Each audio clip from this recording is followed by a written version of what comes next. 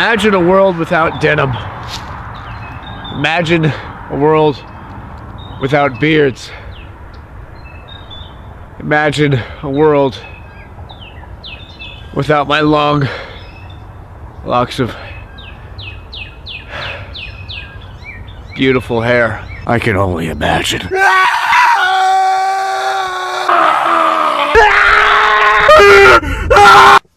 I'm so wasted.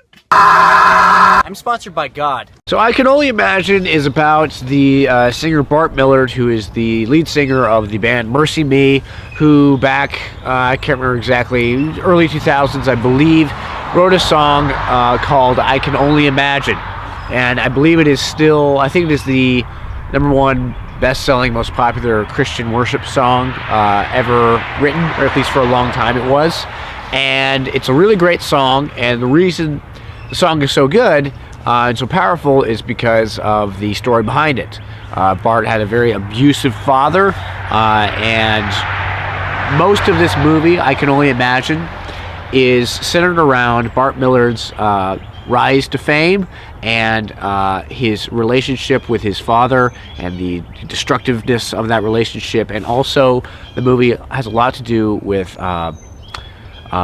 reconciliation and forgiveness and all of that kind of stuff. It led to Bart writing the song I Can Only Imagine. And yeah, that's what this movie is about. And so there's your premise. Yeah, let's just get into the real meat of what this movie is all about, and what I liked about it and what I didn't like about it. So let's go! So first of all, the performances in this movie were really pretty good. The guy who played Bart Millard, who I believe his name is J. Michael Finley, I believe. Really good. Never seen him before in anything ever. I was impressed with his acting in this movie. He was pretty funny. He had pretty good timing, and in the scenes of drama, he was pretty good. You know, he wasn't like Jake Gyllenhaal or anything, but he was, he held his own. I thought he did a pretty good job. As for the other performances, the best performance in this movie is Dennis Quaid's performance. He plays Bart's father. Dennis Quaid is great. I've always liked Dennis Quaid, and he really brought it in this movie. Just pretty much all the way through the movie, he was great. I can't say that I was impressed by his performance. I was, but it wasn't surprising to me that he was so great. And so, he gave a great performance. As for other performances, the girl who played Bart Millard's girlfriend, she's pretty good. She wasn't noteworthy or anything. Bart Millard's kind of agent in the movie, who kind of gets him associated with some record deals and that sort of thing. Neat guy. I would totally hang out with him. A little grungy. He's got long hair, some facial hair, tough guy kind of thing. It's kind of what I live for in life. Well, not really, but whatever. Anyways, moving on. Liked the guy, liked the performance, was a fan. As for other performances in the movie, the kid actors, the young Bart, because the movie starts with Bart when he's young to show kind of the childhood that he grew up in. It was kind of brutal, kind of rough, and that sort of thing, abusive. And the kid actors I thought were really good, because kid actors for some reason have just all of a sudden become really great across the board, everywhere and anything. You look at Stranger Things, you look at it, you look at everything. They're just all pretty good now. And the kid actors in this movie, pretty good. I was impressed by them. Now, as for the movie as a whole, I thought it was good. There's a certain portion of this movie that is actually legitimately great. And pretty much all of it, all of what the movie is, all of the scenes in the movie that are great have to do with Dennis Quaid.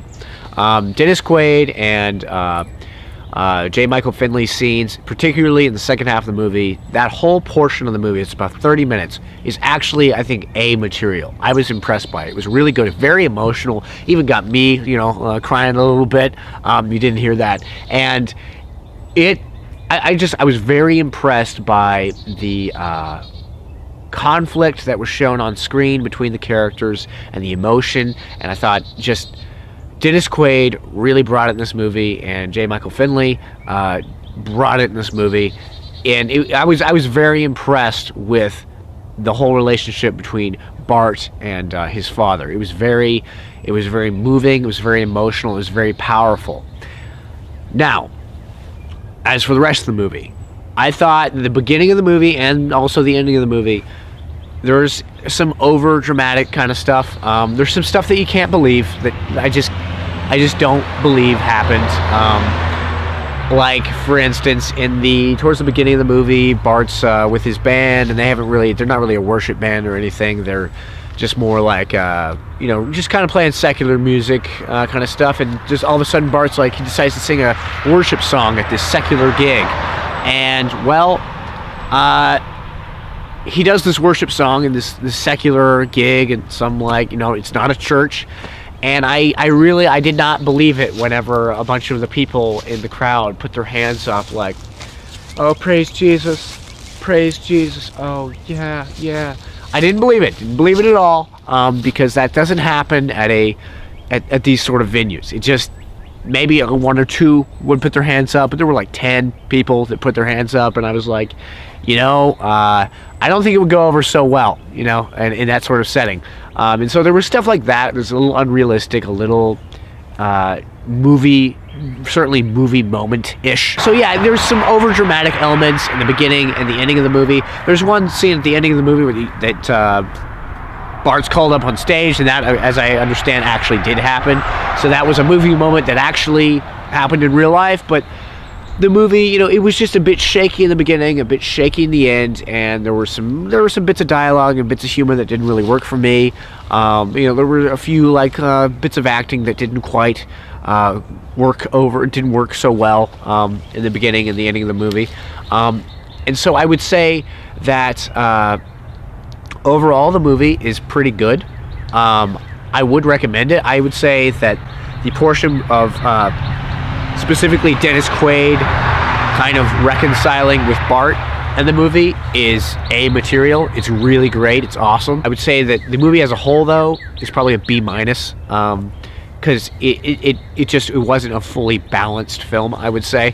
But I was impressed by the movie, and I would recommend it. It was made by Lionsgate Studios, which is a studio that definitely knows more about making movies than studios like PureFlix, even though I will say PureFlix is getting better. I think it'd be really good if we lived in a world where people, where we had movies made by secular sources that are really great, have a good perspective on the world. It's different than people that come from places like me.